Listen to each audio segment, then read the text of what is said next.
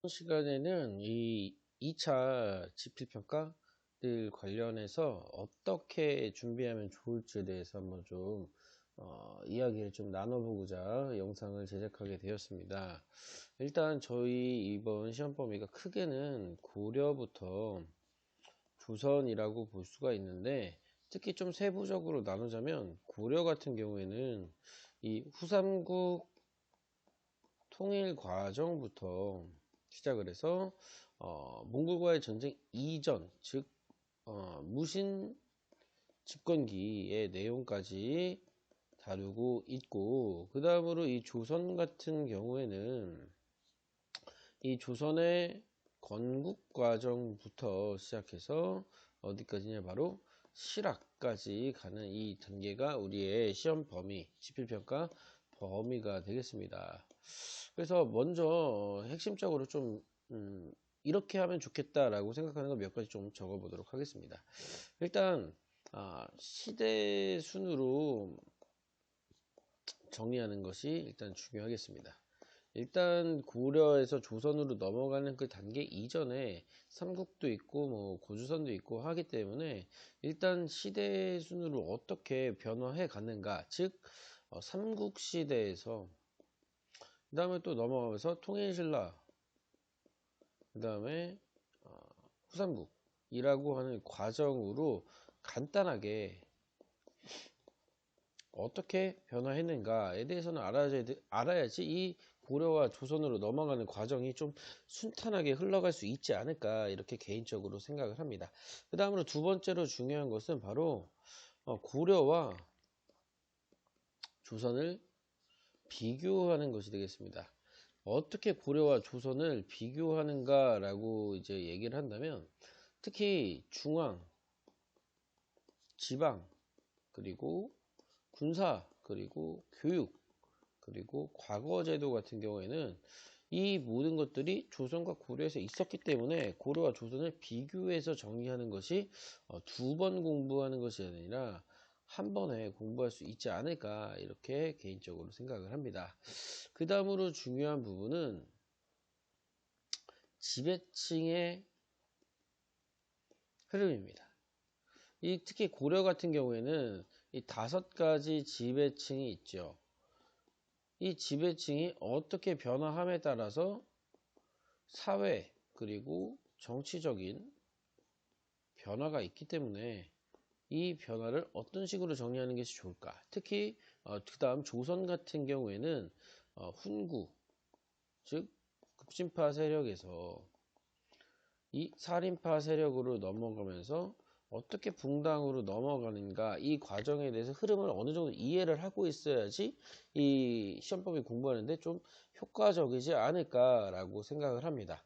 자, 그렇게 해서 일단 시대 순으로 정리하는 것이 중요하고, 고려와 조선을 비교하고 지배층의 흐름을 아는 것이 일단 중요하다. 그리고 또 하나 팁을 드리자면, 이 조선을 공부하는 데 있어서 왕의 순서를 알면 좋다. 왕의 순서를 알아야 공부하는데 조금 더 이해하기 편하다라고 하는 것을 추가적으로 말씀드리고, 먼저 고려부터 좀 보겠습니다. 일단 첫 번째로 공부해야 되는 것은 바로 후삼국 통일 과정이 되겠습니다. 후삼국 통일 과정을 공부하고, 그 다음으로 이 왕건이라고 하는 사람에 대해서 그러면 자연스럽게 등장을 하겠죠. 그 다음으로 두 번째로는 태조 왕건과 그 다음으로 광종, 그리고 성종의 업적을 정리하는 것이, 일단 그 정책 그리고 왕의 그런 목적성에 따라서 좀 정리하는 것이 중요하겠다. 특히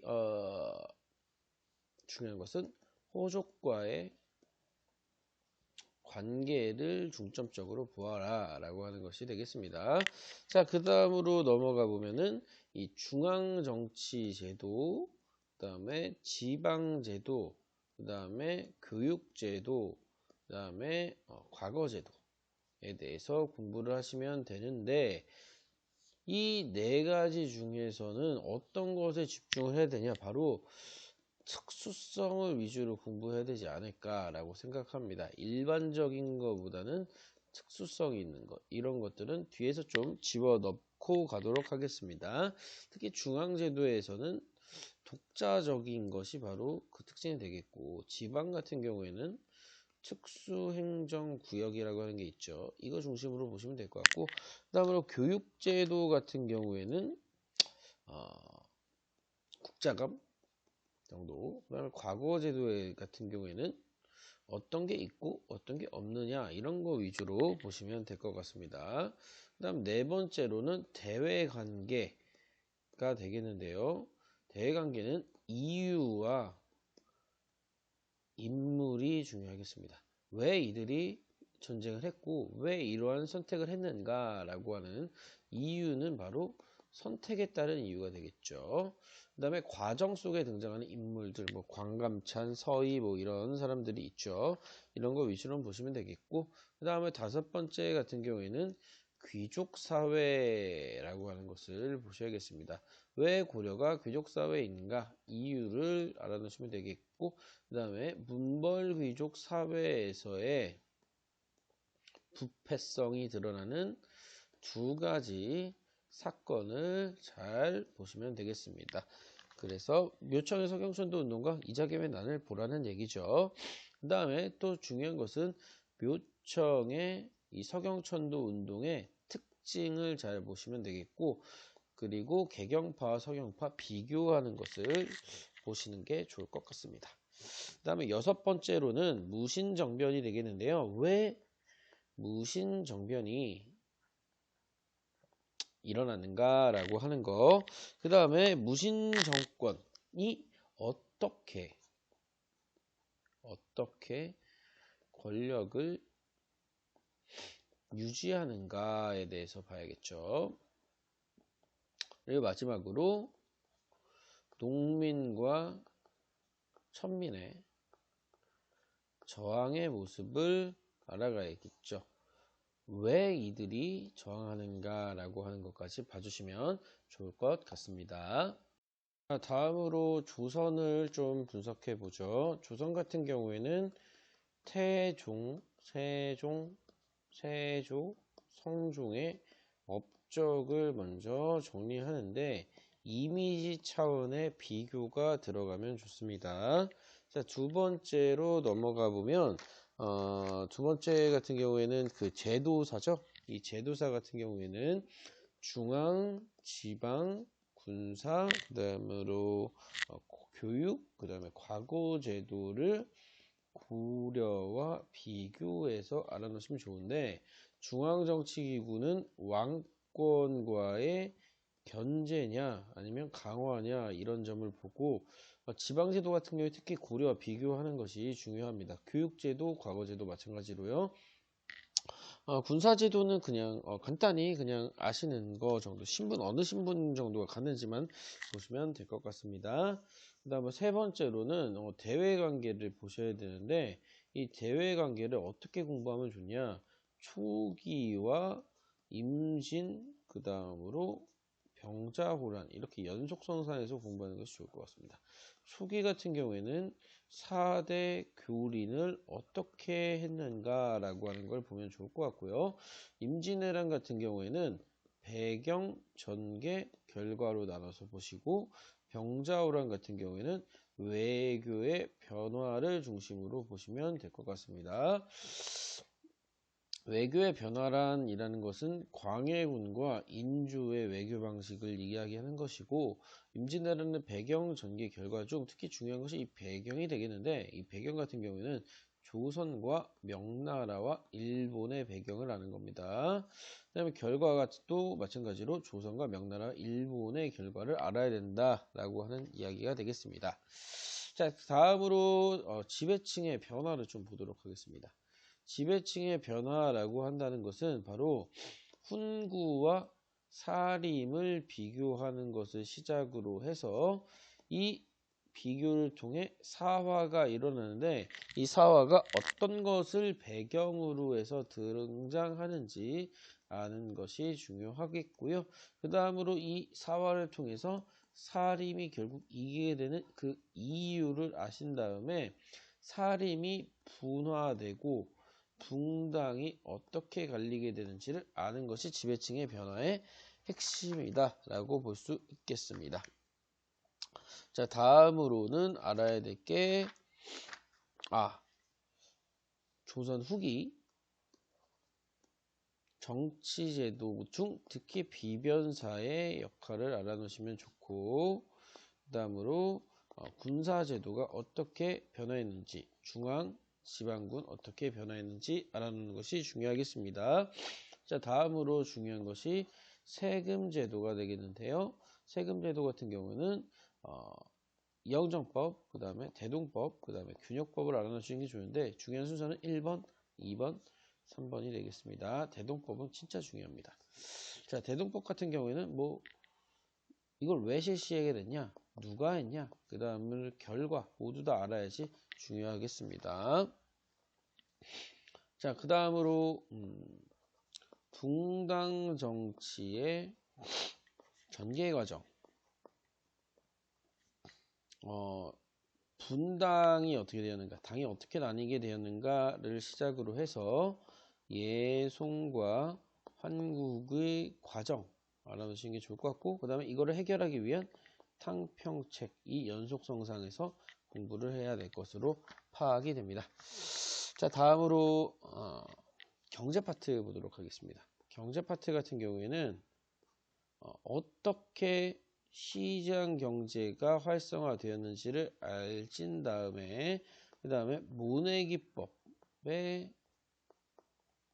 장단점, 그리고 세 번째로는 수공업과 광업에 어떻게 결정적으로 변했나 라고 하는 걸 아시면 좋을 것 같습니다.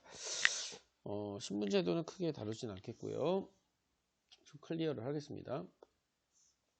그 다음 마지막으로 실학의 등장 배경과 농업 중심 학파와 그 다음에 상공업 중심 학파에 각각의 사람들이 3명, 4명씩 있는데, 주장 내용을 아시는 게 중요하겠고, 추가적으로 실학의 의의와 한계를 아시면 마지막으로 정리가 되겠습니다. 이렇게 해서 어떤 부분을 공부하면 좋을지에 대해서 알아봤고, 그 다음부터는 고려부터 어느 페이지를 집중적으로 봐야 되는가 라고 하는 것으로 넘어가 보도록 하겠습니다. 자, 51쪽부터 학습지 어디를 좀 집중해서 봐야 되는지 함께 보도록 하겠습니다. 자, 먼저 우리가 좀 주의 깊게 봐야 될 것은 이 고려와 관련된 문제가 10문제, 그 다음에 조선에 관련된 문제가 15문제가 출제가 되었기 때문에, 그리고 또 고려에 비해서 조선이 좀 더 복잡하고 어렵기 때문에 이번 시험에서는 조선에 좀 초점을 기울이는 게 좋지 않을까라고 하는 개인적인 생각을 해보게 됩니다. 자, 먼저 고려 부분부터 같이 보겠습니다. 자, 가장 먼저 나오는 것이 바로 고려의 후삼국 통일 부분이 되겠는데요. 이 고려를 통일하는 데 있어서 가장 핵심적인 역할을 했던 사람이 바로 왕건, 호족 출신이었던 왕건이었죠. 먼저 첫 번째는 이것을 챙겨놓는 것이 좋을 것 같습니다. 빨간색으로 하겠습니다. 자, 그 다음으로 이 궁예를 몰아내고 왕이 되었다라고 하는 것도 챙겨놓으시면 좋을 것 같고, 자신의 근거지였던 송악, 이거 같은 경우는 이전 시험범이기 때문에 크게 건드리지 않도록 하겠습니다. 그 다음으로 후백제와는 적대적인 관계라고 하는 거, 그 다음으로 신라와는 친선 관계를 유지했다. 그 이유를 여러분들 참고 삼아 알아놓으시면 되겠습니다. 자, 내려가 보면, 그래서 결국에 신라의 경순왕이 항복을 하고, 그 다음으로 신검이 그 결혼을 몰아내고 왕이 되었다가 후백제마저 항복하면서 고려가 후삼국 통일을 하게 된다라고 하는 그 과정을 여러분들 알아놓으시면 좋을 것 같습니다. 과정이라고 한다면 후고구려 이후에 고려가 왕건에 의해 건국되고 신라가 항복하고, 그 다음으로 후백제가 항복하면서 고려의 후삼국 통일이 완성된다라고 하는 건데, 중간중간에 발해가 항복하고 그런 것들은 그렇게 크게 다루지 않도록 하겠습니다. 그래서 어느 정도의 과정과 그 다음으로 아까 얘기했던 관계 정도를 보시면 좋을 것 같습니다. 51쪽은 이 정도 보시면 되겠고 52쪽 같은 경우에는 신라에 비해서 고려의 후삼국 통일의 의 부분을 좀 보시면 되겠습니다. 정치 참여 세력이 확대되었다라고 하는 거, 이거 같은 경우에는 이전에 신라의 삼국통일 같은 경우에는 진골 중심 그리고 성골 중심이었다가 이 범위가 호족이라고 하는 지방 세력으로 확대되었기 때문에 더 긍정적인 의미로 볼 수 있겠다라고 할 수 있겠습니다. 자, 그 다음으로 실질적인 민족 통일이다. 왜냐? 발해까지 통일을 했고 같이 그 다음으로 추가적으로 한다면 자주적인 통일이었다. 왜냐하면은 신라의 삼국 통일은 그 당나라의 도움을 받았잖아요. 이렇게 해서 할 수 있겠고요. 아래로 내려와 보면 이제 태조의 정책이 나와 있습니다. 태조의 정책 같은 거는 하나도 빠짐없이 보셔야 될 텐데 북진 정책, 그 다음에 호족, 그 다음에 호족 견제, 백성을 위한 정책. 가장 중요한 거는 바로 호족과의 그런 관계가 되겠습니다. 그래서 호족을 포용하기 위해서 혼인정책, 왕시성을 하사했다라고 하는 이 두 가지 정책과 그 다음으로 사신관 기인 제도를 통해서 호족을 견제하려고 하였다라고 하는 거. 그다음에 북진 정책의 일환으로 나라 이름 자체가 고려죠. 고구려를 계승하려고 하였다. 그 다음에 거란을 배척하고 서경을 중시하였다. 거란 배척의 증거는 바로 낙타를 굶겨 죽인 사건, 만부교 사건이 있었죠. 이렇게 해서 태조의 정책은 빠짐없이 잘 보시면 좋을 것 같다라고 해주시면 될 것 같습니다.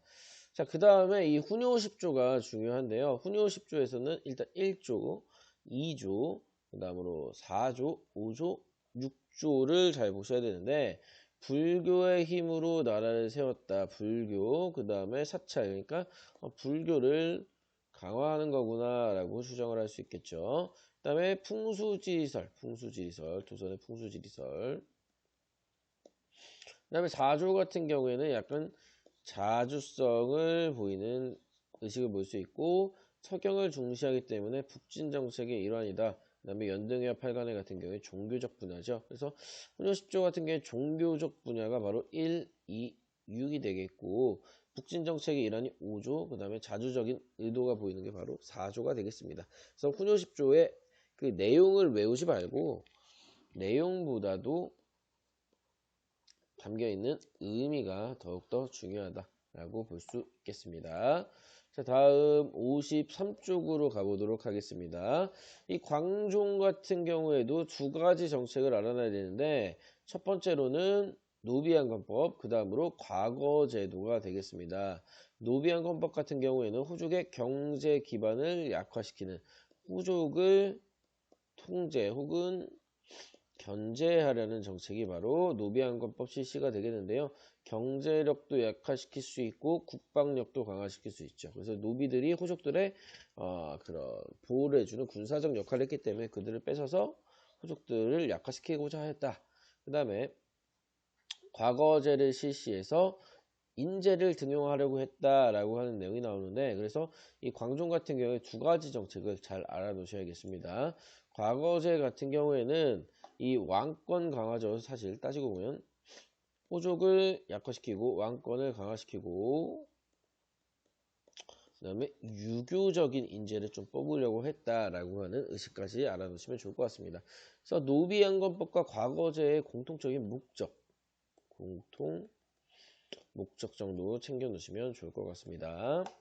자, 아래 성종으로 한번 가보도록 하겠습니다. 성종 같은 경우에 빠지지 않아야 되는 게 바로 최승로의 시무 28조가 되겠는데요. 시무 28조의 내용을 보시면 가장 중요한 게 20조와 13조가 되겠습니다. 불교보다는 이제 유교 쪽으로 가자라는 얘기가 있고 그 다음으로 7조 같은 경우에는 나라의 체제를 잘 유지시키자라고 하는 얘기가 되겠습니다. 그래서 성종 같은 경우에는 유교식 통치 질서를 통해서 나라의 힘을 강화시키고자 하였다라고 하는 거를 챙겨 놓으시면 되겠고 최승로 같은 경우에 육두품 유학자 출신이다라고 하는 거 참고 삼아 보시면 되겠습니다. 고려의 중앙정치기구로 넘어왔습니다. 고려의 중앙정치기구 같은 경우에 여러분들 이 현재와 유사한 기구는 보지 마시고 중서문화성, 상서성, 중추원, 어사대, 삼사, 도병모사, 식목도감의 역할을 잘 알아두셔야겠습니다. 특히 중요한 것은 도병마사와 식목도감이 되겠습니다. 왜냐? 우리나라의 독자적인 기구가 되기 때문입니다. 그리고 가장 중요한 중추적인 역할을 하는 기구가 바로 중서문화성과 중추원이다. 그래서 특히 3개 정도는 아시면 좋을 것 같고, 특히 육부의 각각의 역할은 몰라도 된다라고 해주시면 좋을 것 같습니다. 자, 내려와 보죠. 그 다음에 지방행정제도 같은 경우에는 3가지 구성 범위로 나누지 않습니까? 오도, 양계, 경기로 나누져 있는데, 우도는 행정, 그 다음에 양계는 군사, 이런 것을 구분을 해 놓으시고 군대 이름까지는 모르셔도 되겠습니다. 그 다음에 주요 특징 같은 경우에는 나라의 인재가 좀 부족하기 때문에 주현보다 속현이 훨씬 더 많다라고 하는 건 굉장히 중요합니다. 그 다음에 향소 부곡 같은 경우에는 농업과 수공업을 전문적으로 하는 특수행정구역단이라고 그랬죠. 그래서 여기는 굉장히 많은 차별을 받는다라고 했습니다. 이사도 못 가고 그 다음에 거의 세금도 엄청나게 많이 내고 이런 것들이 문제점이었죠. 그 다음에 지방의 실무는 향리가 담당한다 라고 하는 거, 지방행정제도는 잘 보세요. 자, 넘어가겠습니다. 자, 교육제도, 과거제도로 넘어가 보도록 하겠습니다. 문과, 잡과, 승과가 있죠.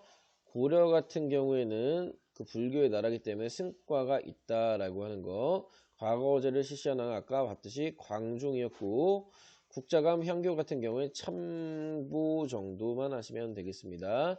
그리고 고려 과거제도의 특징은 바로 묵과가 없고 승과가 있다라고 하는 것은 바로 고려와 조선의 과거제도의 결정적인 차이가 되겠습니다.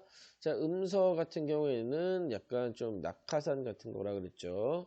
5품 이상의 고위 관료를 지낸 자제들에게 관리로 자동적으로 뽑힐 수 있는, 관직을 물려줄 수 있는 제도가 바로 음서였죠. 음서가 바로 고려의 귀족제 사회임을 나타낼 수 있는 가장 대표적인 요소가 되겠습니다.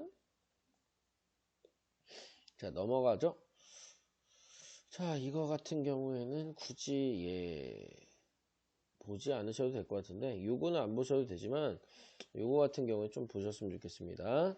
음서와 그 다음에 공음전을 통해서 권력을 뒷받침할 수 있는 제도가 바로 음서와 공음전입니다. 라고 하는 것 정도만 챙겨 놓으시면 좋을 것 같습니다.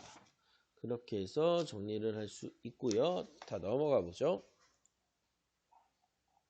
다음으로는 거란과의 대외관계가 되겠습니다.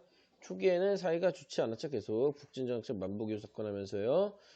송의 배후 세력, 송을 공격하려고 하는 거란의 의도가 있었기 때문에 뒤통수를 좀 안전하게 하기 위해서 고려에 쳐들어왔다가 1차 같은 경우에는 서희의 외교談판으로 해서 강동 육주를 획득하게 되죠. 강동 육주 지도를 잘 보세요. 자, 그 다음으로 넘어가 보죠. 그 다음에 이 서희와 그 다음에 이 소손영의 대화를 여러분들 한 2번, 3번 정도만 읽어보세요. 자, 그래서 이 빈칸들을 왜 이렇게 했는지 이해를 하시면 좋을 것 같습니다. 저 고려는 신라를 뒤에 있나라고 어쩌고저쩌고 했는데 우리는 고구려의 후손이라는 뜻에서 고려라고 하였다. 왜 그대들은 왜 송하고만 싸우냐? 여진이 있어서 그렇다. 이 이해관계를 좀 해주시면 좋을 것 같습니다.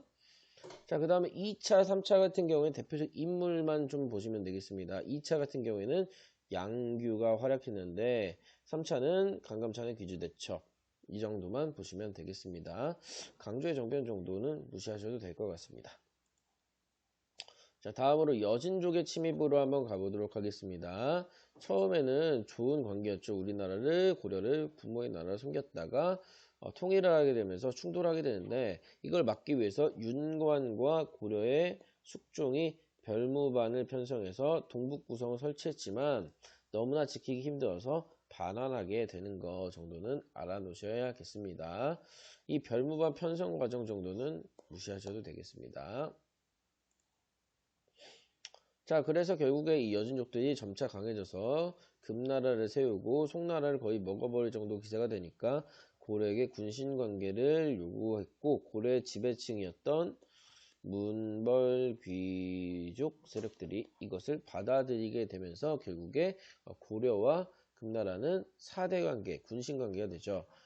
금나라가 임금, 그 다음에 고려가 신하가 되는 관계를 얻게 됩니다. 뭐 이런 것 피는 건 필요 없습니다. 자, 대외교류 같은 경우에는 병란도 정도만 보시면 될 것 같습니다. 아라비아 상인들이 왔을 정도로 굉장히 국제무역강이 있었다 정도만 보시면 될 것 같습니다. 자, 그렇게 해서 마지막 프린트 범위가 되겠네요. 이 그림을 잘 보세요. 이 그림을 잠깐만요. 이 그림을 잘 보세요. 이자겸이라고 하는 인물이 있죠. 그래서 이 여러 딸을 왕에게 바쳤을 정도로 굉장히 권력이 강했다. 그는 바로 문벌귀족이었다. 라고 하는 거. 다음으로 넘어가 보죠. 자, 이 문벌귀족 사회가 굉장히 크게 성행을 하고 좀 부패를 하게 되죠.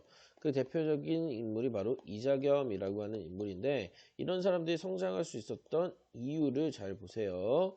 특히 정치 권력을 장악했죠. 바로 정치적인 방식은 바로 과거와 음서, 경제적인 기반은 전식과 공음전을 통해서 대토지 즉 농장을 소유할 정도로 강해졌죠. 그 다음으로 왕실과의 혼인, 사회적으로는 왕실과의 혼인을 통해서 문벌로 성장할 수 있었다. 이거는 잘 보시기 바랍니다. 그 다음은 이자겸의 난으로 가보면 결국에 이자겸의 난 같은 경우에는 이자겸과 그 다음으로 인종이 싸운 거잖아요. 그 내용 정도는 뭐 아시면 좋지만 결과를 잘 알아놔야겠죠. 결과, 영향, 국왕이 왕권이 약화되고 그 다음에 문벌귀족 사회가 굉장히 흔들린다라고 하는 내용이 되겠습니다.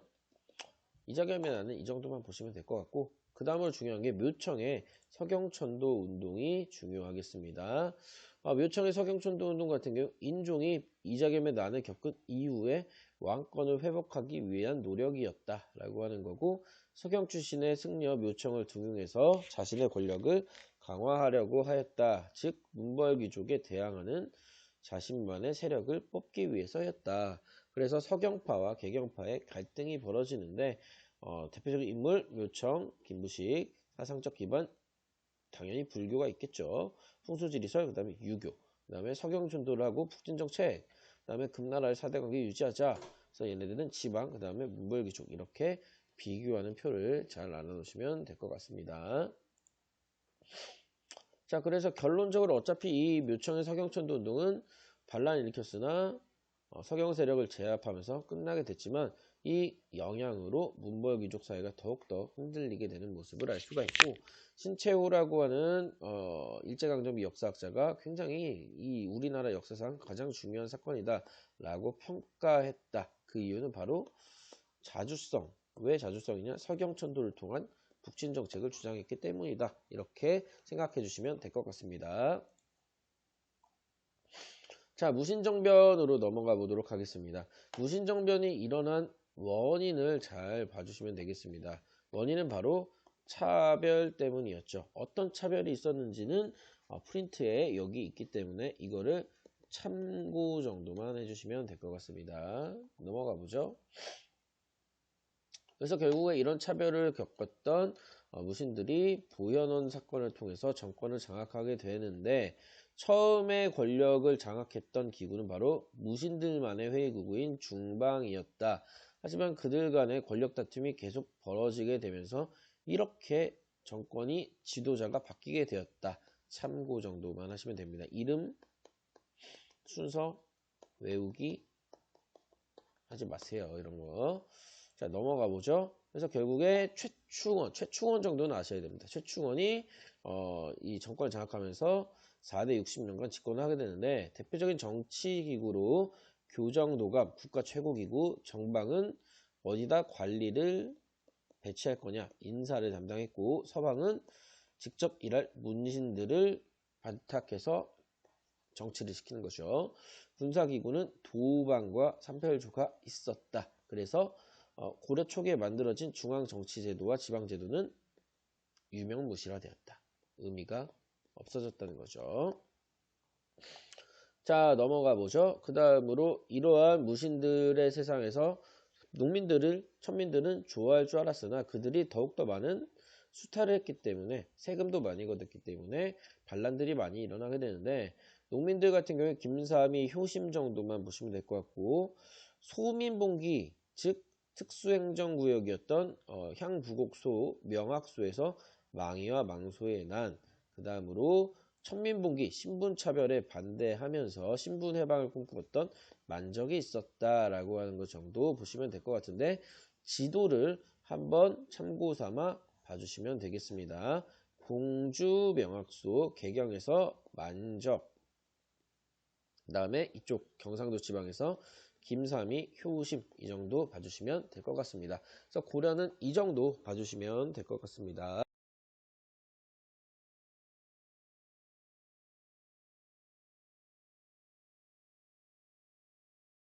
67쪽부터 보도록 하겠습니다. 조선에 대한 시작인데요. 67쪽 같은 경우에 볼 게 없습니다. 67쪽 가볍게 넘기고 왕들의 순서를 정조까지 아는 게 좀 공부하는데 편하실 겁니다. 그래서 시험 문제 외우는 건 나오진 않지만 순서는 약간 센스다 라고 생각을 합니다. 넘어갑시다. 68쪽으로 넘어가 보면 68쪽 같은 경우에는 이 위화도 회군부터 시작해서 조선의 건국까지의 과정 정도 보시면 되는데 네, 이 정도만 보시면 될 것 같고 한양으로 수도를 옮겼다 정도만 보고 뭐 이런 거는 필요 없습니다. 넘어갑시다. 그 다음에 왕자의 난은 뭐 됐고요. 그 다음으로 이 태종 이방원의 정책 하나 둘 셋을 알아놓으시고 목적을 알아놓으셔야겠습니다. 한마디로 다 왕권 강화였죠. 자, 그 다음에 세종 같은 경우에는 집현전, 훈민정음, 경연, 정승 추가적으로 의정부, 서사제 왕 플러스 신하라고 하는 겁니다. 아버지 세종 이방원은 왕권만 우장창 올리는 거고 의정부 서사제는 왕권과 신하가 함께 하는 겁니다. 두 개가 굉장히 큰 차이가 있죠. 자, 그 다음으로 세조와 성종으로 가보면 세조 같은 경우 약간 이미지가 태종 이방원하고 비슷하고 계유정난이라고 하는 사건을 통해서 즉위를 하게 되었고 집현전 폐지시키고 육조직계제를 재실시해서 직전법 실시 즉 누구한테만 현직 관리에게만 토지를 지급한다. 군사제도는 바로 보법이다. 세조가 굉장히 중요합니다. 성종 같은 경우는 홍문관과 경국대전 경국대전은 시작은 세조 때 완성은 성종 때 유교 중심의 중앙집권적 통치체제가 마련된 것이 바로 경국대전이라고 하는 법전이다 라고 하는 거 즉 태종 약간 세조 그 다음에 성종과 약간 세종이 비슷하죠. 이 정도 참고삼아 알아놓으시면 좋을 것 같습니다. 자, 다음 페이지. 이 부분은 그냥 참고 정도 하시면 되겠습니다. 중앙정치기구 굉장히 중요합니다.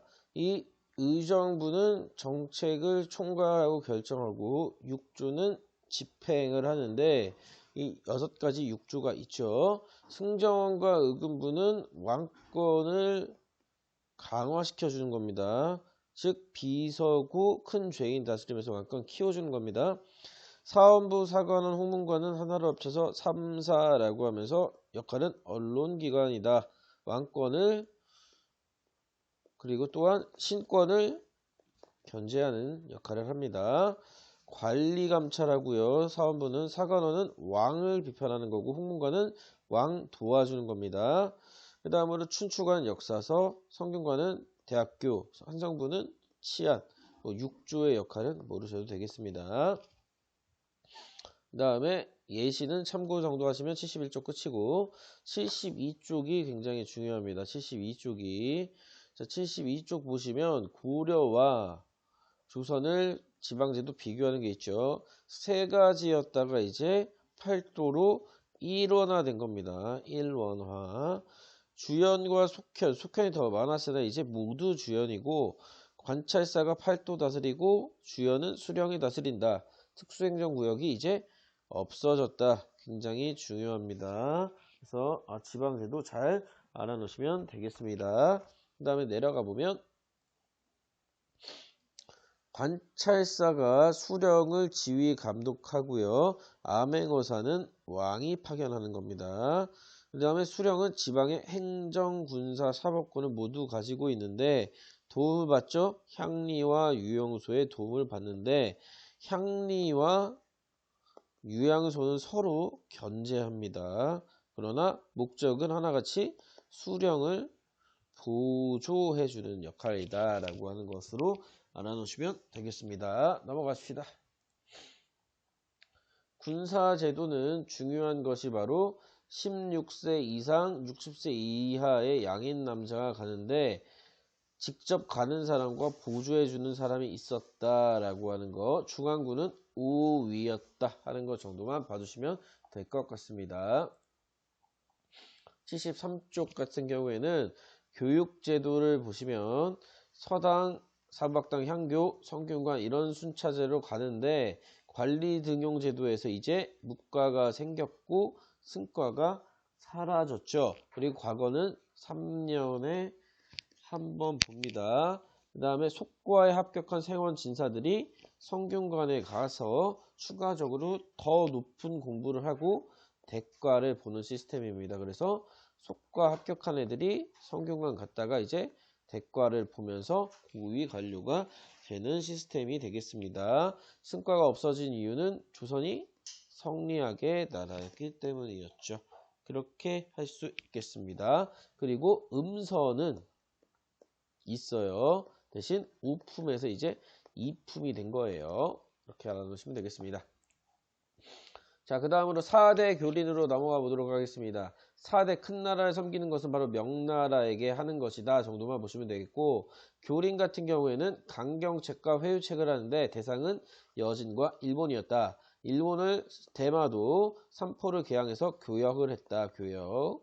그 다음으로 여진 같은 경우에 사군 육진 개척하는데 누구였다? 김종서 그리고 최윤덕 이런 사람들이 있었는데 최윤덕은 몰라도 되지만 김종서 정도는 알아놓으시는 게 좋을 것 같습니다. 회유책은 교역이다. 교적, 교역이라고 알아놓으시면 될 것 같습니다. 빼놓을 게 없습니다. 고려말 신진 사대부들이 급진, 온건파로 나눠졌다가 승리한 친구들이 바로 급진파 사대부였죠. 얘네들이 훈구파가 되고 진 친구들이 지방에서 사림이라고 하는 선비들이 형성하게 되는데 비교하는 것이 중요합니다. 비교. 훈구는 세조, 그 다음으로 사림은 성종과 연관이 있고 얘네들은 중앙에 살았고 얘네들은 지방에 살았죠. 얘네들은 부자였죠. 그 다음으로 지방에 살았기 때문에 조금 중소지주였다. 그 다음으로 얘네들은 열심히 공부만 했기 때문에 온리 성리야. 얘네들은 뭐 불교도 괜찮고 다른 것도 괜찮아. 그리고 얘네들이 김종직을 비롯해서 3사에 배치돼서 훈구를 까기 시작하죠. 그래서 일어난 것이 바로 사화였다라고 하는 것이 되겠죠. 자, 사화 같은 경우에는 무, 갑, 기, 을의 순서를 알아놓으시면 되는데 각각 내용을 알아놓으시면 좋을 것 같습니다. 키워드 중심으로요.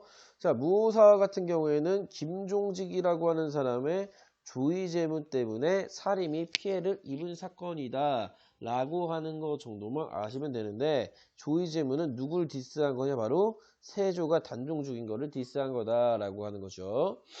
자, 다음으로 갑자사화 같은 경우에는 연산군 어머니가 죽은 패비 윤씨 사건에 휘말려서 훈구와 살인 모두가 피해를 입은 사건이 되겠습니다. 이렇게 해서 갑자사화가 되겠죠.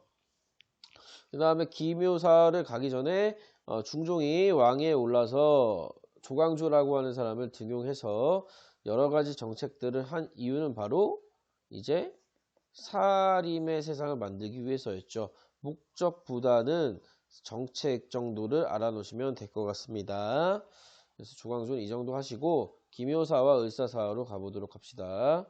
자, 기묘사와 을사사화 같은 경우에는 조광조의 그런 나댐, 위운삭제 사건이나 이 주초위양이라고 하는 벌레 갉아먹은 걸 통해서 쫓아낸 사건이었죠.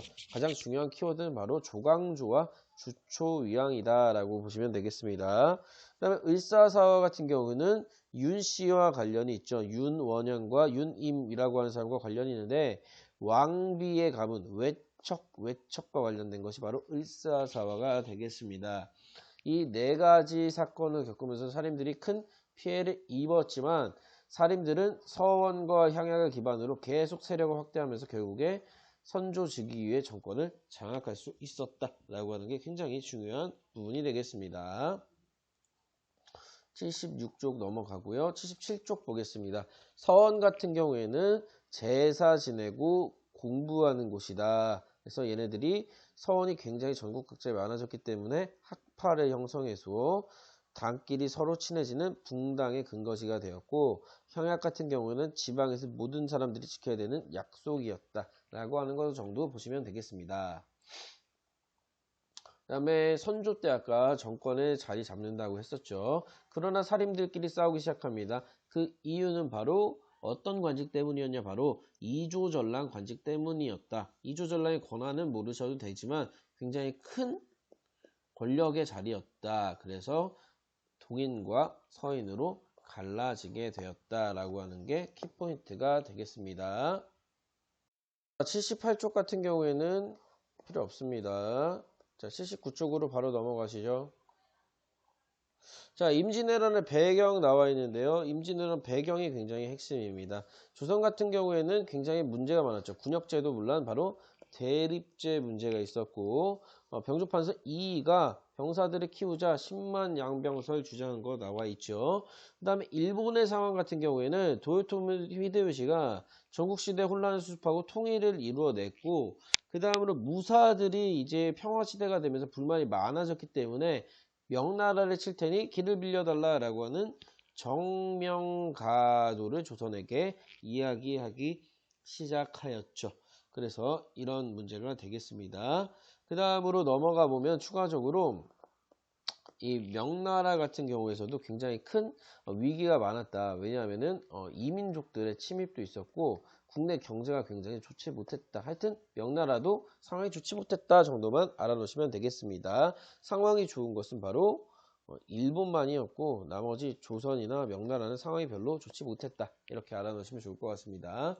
자, 그래서 전쟁이 발생을 하게 되고 손조는 피난을 가게 되고 조선의 군대는 박살이 나게 되면서 광해군이 진두지휘했고 의병과 수군이 활약하게 되면서 점차 막아내기 시작하였다라고 할 수 있겠죠. 그래서 79쪽은 이 정도 하시면 되겠고 80쪽 같은 경우에는 의병과 수군이 왜 이길 수 있었는가, 얘네들이 지리 전술을 굉장히 잘 알고 있었기 때문에 그 다음으로 이순신 같은 사람이 있었고 판옥성과 거북성 같은 우수성이 있었고 그 다음에 지형적 조건을 잘 알고 있었기 때문에 승리할 수 있었는데 수군 같은 경우에는 서남해로 진출할 수 있는 일본의 작전을 좌절시키고 전라도라고 하는 곡창지대를 보호할 수 있었다라고 하는 것이 되겠죠. 넘어가서 추가적으로 이 명나라의 지원을 통해서 조선이 또 이겨낼 수 있었다. 하지만 이렇게 휴전회담을 하다가 결국에 결렬되었고 이순신의 명량해전과 노량해전을 통해서 결국 임진왜란의 종결이 되었다라고 할 수 있겠죠.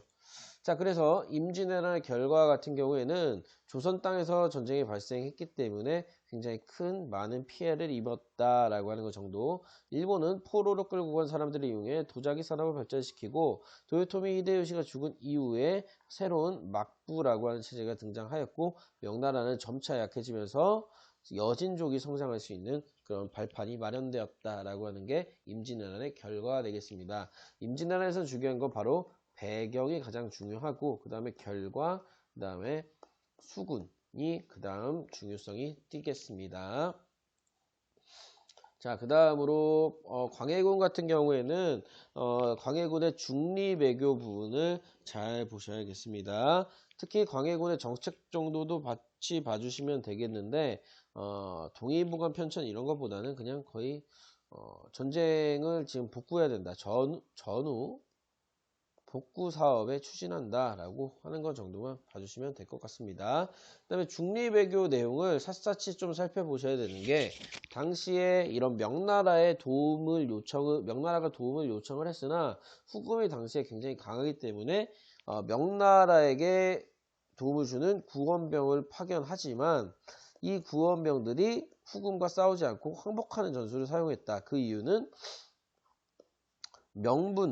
이 명나라와의 어느 정도 명분, 의리도 지키고 그 다음에 전쟁에 피해가 없는 실리를 확보하기 위해서였다. 이런 것들을 이름으로 바로 중리외교라고 한다라고 하는 거 잘 꼭 알아놓으시면 되겠습니다.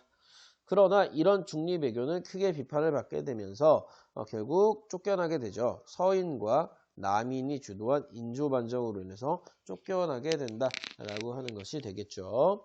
그래서 이 인조반정으로 인해서 이제 조선은 명나라와 친하고 여진족을 배척하는 친명배금 정책을 사용하게 되죠. 그런 걸 빌미로 해서 정묘호란과 병자호란이 발생하게 됩니다. 그래서 병자호란 같은 경우에는 꼭 잘 보셔야 되는 게 남한산성으로 후퇴를 했을 때 이 남한산성 안에서 많은 이야기가 흘러나오죠. 김상원이라고 하는 사람이 주장했던 주전론, 그 다음으로 최명길이 주장했던 주화파의 의견이 남한산성 안에서 많이 벌어지게 되죠. 주전론의 의견 같은 경우에는 어디와의 의리? 명나라와의 의리를 지켜야 된다. 우리 명나라 없으면 있어도 없는 나라다. 이런 얘기 하는 거고요. 주화파 같은 경우에 굉장히 지금 전쟁 피해가 많기 때문에 항복을 하고 후를 도모하자. 이런 얘기를 최명길 이런 사람이 주장했던 것이 되겠죠. 결국에 청나라에게 항복을 하고 삼전도의 굴욕을 겪게 되는데 영화로 봤을 때 삼배구 고두례를 하면서 결국 전쟁이 마무리되게 된다라고 하는 것이 되겠죠. 결과는 뭐 그냥 간단히 읽어보기 정도만 해주시면 되겠고 북벌론 같은 경우에 효종이라고 하는 왕이 추진했으나 효종이 죽으면서 끝났다. 결국에 뭐 아무 의미 없이 끝났다. 뭐 이런 정도로 참고 삼아 보시면 되겠습니다. 같은 경우에도 볼 게 없어요. 자, 84쪽으로 넘어가 보도록 하겠습니다. 84쪽 진짜 중요합니다. 중앙정치체제 같은 경우에는 의정부에서 비변사 중심으로 하기 때문에 이 임진왜란을 거쳐가면서 변방을 방어하던 임시기구가 이제 나라의 가장 핵심적인 기구가 된다. 핵심적인 기구가 되는데 그래서 이 핵심적인 기구가 되면서 의정부와 육조와 그리고 추가적으로 왕권이 약화되고 비변사가 굉장히 강하게 된다라고 하는 것이 되겠죠. 그 다음에 조선 후기 군사체제 같은 경우에는 중앙군은 훈련도관 중심의 오군영 체제라고 하고 소고군은 예비군 체제예요. 예비군. 여기에 노비까지 간다라고 하는 것이 핵심이 세금제도로 넘어가 보도록 하겠습니다. 영장법 같은 경우에 토지세를 내는 거였는데 1결당 4에서 6두 풍용과 비옥도에 이제 신경 안 쓰는 거죠.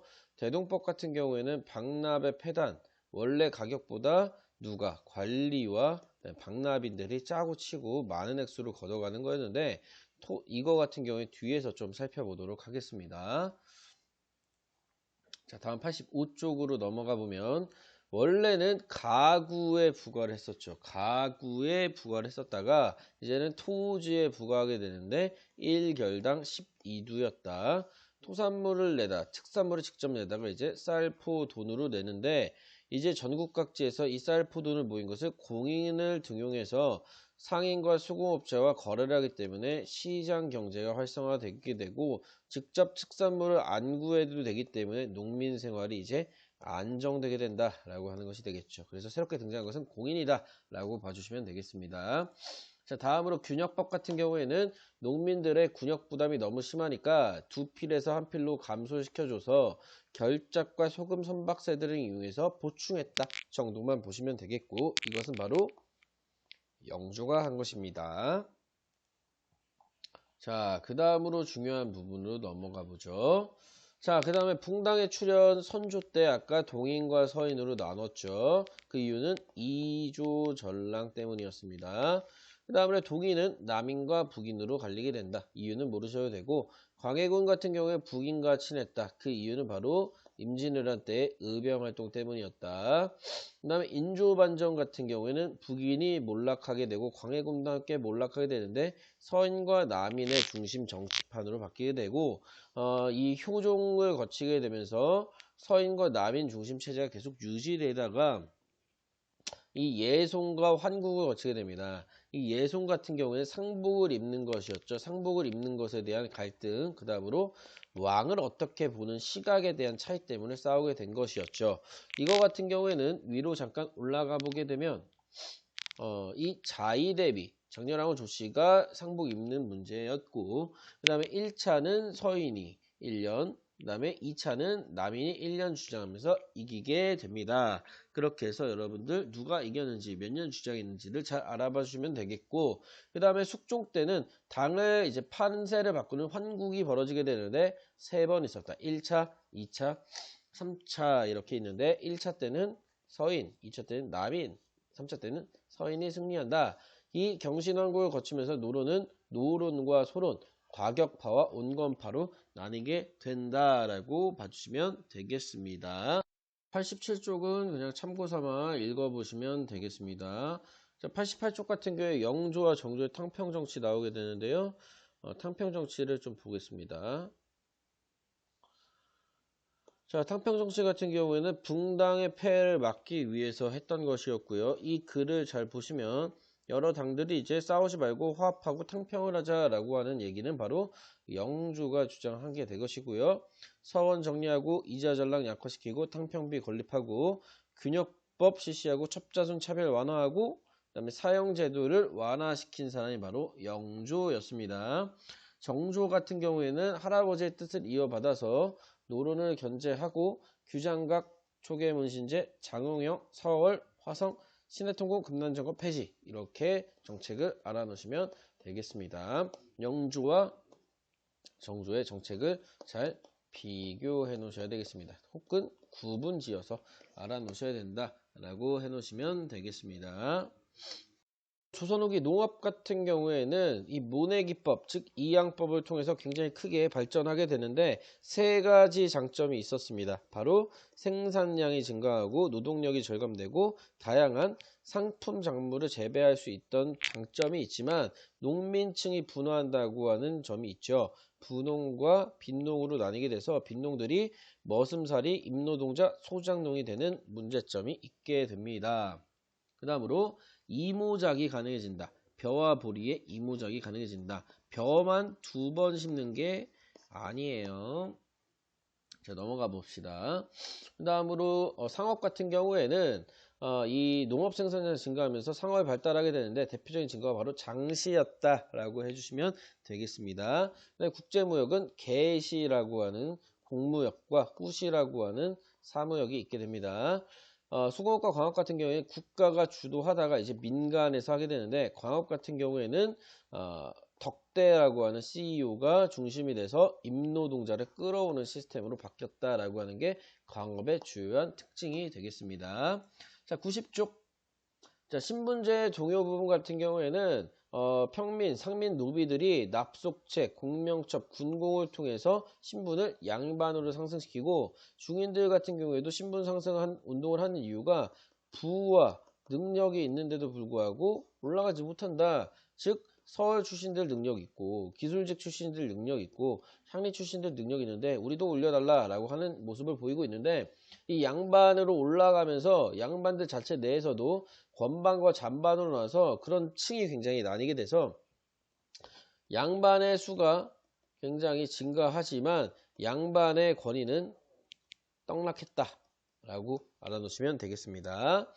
자, 그 다음에 실학의 등장 배경 같은 경우에는 성리학에 대한 문제점, 다른 학문 배척하고 사회 문제를 굉장히 잘 유동적으로 하지 못했기 때문에 국가를 부국강병으로 키우고 백성을 민생안정으로 하기 위해서 새로운 학문 실학이 등장하게 된다. 실학의 유형에는 농업중심 개혁론이 있는데 농업중심 개혁론 같은 경우에는 자영농을 육성시키고 토지제도 개혁을 하자라고 하는 유형은 이익 정약용이 있는데 각각의 그런 특징들을 알아두시면 되겠습니다. 유형원은 균전론인데 신분에 따라서 토지 지급하자. 이익은 한전론인데 최소한 영업전은 갖고 있어야 된다. 그리고 정약용은 여전제와 정전제를 통해서 공동 경작하고 분배하자 이런 얘기들을 했다라고 하는 거. 그 다음으로 상공업 중심 경영론자들은 기술의 혁신 통해서 성장하자라고 하는 것을 주장했습니다. 유수원 같은 경우에는 직업 평등, 홍대영은 과학 기술, 박지원은 신분제도와 화폐, 그 다음에 박재관은 소비를 강조했다라고 하는 거 키워드입니다.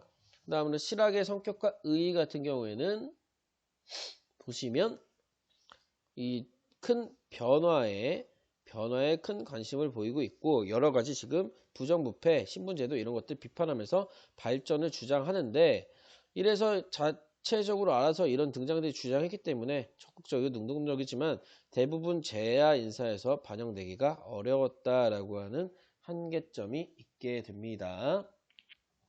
그래서 예문을 보면 여기서 가방끌 같은 경우에는 땅이 많은 이 영업전이라고 하는 얘기가 나오기 때문에 이게 한전론이고 여라고 하는 여장 이런 것이 나오고 같이 농사짓는 공동경작이 나오기 때문에 정약용의 여전제가라는 말이 나오는 거고 이 다방과 같은 경우에 농부, 내사, 군인, 사대부 이런 말이 나오기 때문에 신분에 따라 토지 지급하는 균전론이라고 하는 얘기가 나오게 되는 것이죠.